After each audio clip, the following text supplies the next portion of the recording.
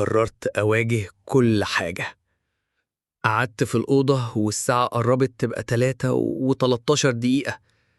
مفيش نور، بس الموبايل شغال على وضع التسجيل. الثواني بتعدي ببطء لحد ما سمعت أول صوت، كأن حد بيزحف، مش بيخبط، مش بيمشي، بيزحف. قمت بسرعة وبصيت ناحية الكاميرا، لكنها ما كانتش بتصور، كانت بتعرض بس. الشاشة طلعت صورة لواحد شبهي، بس وشه ما فيهوش ملامح، مجرد سواد. بيمد ايده ناحية الكاميرا، وبعدها الشاشة اسودت.